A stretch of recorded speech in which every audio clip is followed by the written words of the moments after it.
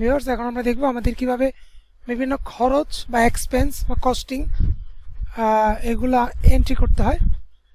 তো এই জন্য আমরা যাব হচ্ছে ইনকাম অ্যান্ড এক্সপেন্স। তো সর্বপ্রথম আমাদেরকে খরচ এন্ট্রি দেওয়ার ব্যাপারে যেটা মনে রাখতে হবে সেটা হচ্ছে আমাদের আগে খরচের খাত তৈরি করে নিতে হবে। বিভিন্ন ধরনের খরচের খাত তৈরি করে নিতে হবে।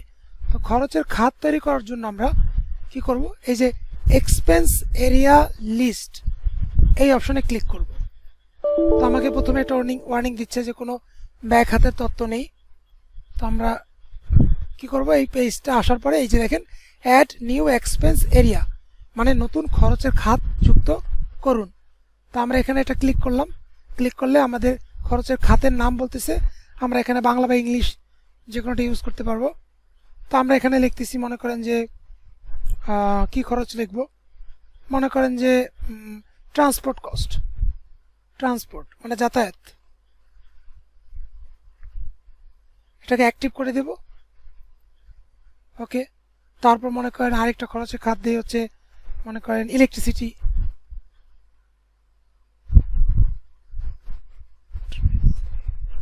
আপনারা বাংলায় লিখতে পারবেন, কোনো সমস্যা নেই।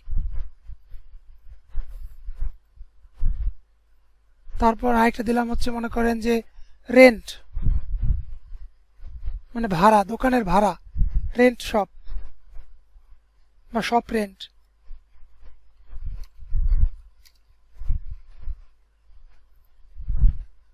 তারপর হচ্ছে মনে করেন যে বিভিন্ন চা নাস্তা খরচ, টি বিল,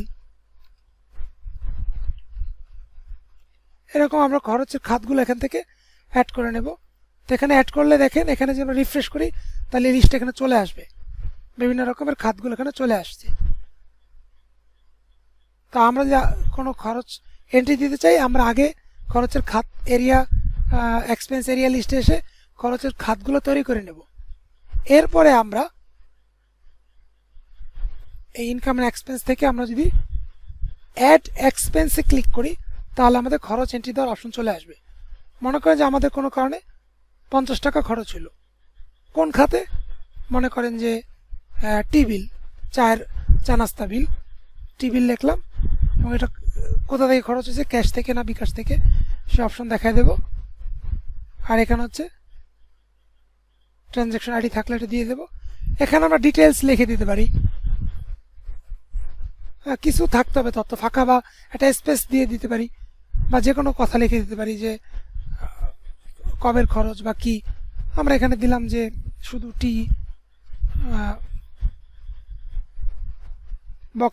বকেয়া টি বিল,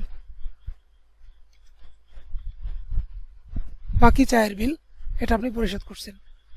তো এখান থেকে আমরা সেভ এক্সপেন্স ডিটেলসে ক্লিক করলাম, সেভ হয়ে গেল। আমার মনে করেন আপনি 500 টাকা কারেন্ট বিল দিচ্ছেন, এখানে এসে আমরা অ্যাড এক্সপেন্সে ক্লিক করব। 500 টাকা, মনে করেন 500 টাকা কি আসছে, ইলেকট্রিসিটি বিল। এখানে বিল নংটা দিয়ে দিতে পারি, যে বিল নং,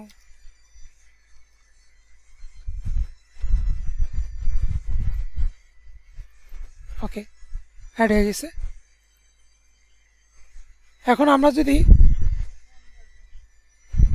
আমরা যদি আমাদের খরচের লিস্টটা দেখতে চাই, তো আমরা কি করব, এই যে ইনকাম এন্ড এক্সপেন্সের মধ্যে এসে যে এক্সপেন্স সামারিতে ক্লিক করব। তো এক্সপেন্স সামারিতে ক্লিক করলে ওই ইনকাম সামারির মতোই এখানে ডেট দেব। ডেট দিয়ে যদি আমরা সি এক্সপেন্স সামারিতে ক্লিক করি, দেখেন এখানে বিভিন্ন খাতে আমাদের এক্সপেন্স চলে আসছে। আমাদের কি হয়েছে, ক্যাশ পেড হয়েছে 1000 টাকা, তারপর হচ্ছে ক্যাশ পারচেস করছি, নতুন ক্রয় করছি 350 টাকা, ডিউ পেড বকেয়া পরিশোধ হচ্ছে 450, তারপর হচ্ছে ডিউ পেড অ্যাডজাস্টমেন্ট হচ্ছে 50 টাকা, ইলেকট্রিসিটি বিল দেওয়া হয়েছে 500 টাকা, সেলস রিটার্ন নেওয়া হয়েছিল সেটা 36 টাকা, টি বিল 50 টাকা, স্টাফের বেতন পরিশোধ করছিলাম এর আগে আমরা, সেটা হচ্ছে 1000 টাকা দেখাচ্ছে। তো যত খরচ হবে আপনার এখানে সব চলে আসবে খাত আকারে। এটা চাইলে আমরা এখান থেকে আবার প্রিন্ট করে নিতে পারবো। তো এটা হচ্ছে কি, আপনার কি যদি সামারি আকারে দেখতে চান আর যদি ডিটেলস দেখতে চান তো এখান থেকে এসে এই যে দেখেন এক্সপেন্স ডিটেলস, এখানে এসে আপনি তারিখ দেবেন, তারিখ দিলে সি এক্সপেন্স ডিটেলস আপনার যে যে খরচগুলো হয়েছে সব চলে আসবে। এবং আপনি যদি নির্দিষ্ট কোনো খাতের খরচের খাতের তথ্য প্রিন্ট করতে চান আপনি এখান থেকে মনে করেন আমরা চাইলাম যে কী কী কাজে ডিউ পেড হয়েছে সেটাই শুধু থাকুক, তা দেখেন শুধু ডিউ পেডগুলো আছে, এখন যদি প্রিন্ট করি শুধু ডিউ পেডগুলো যেটা সেটাই প্রিন্ট হয়েছে।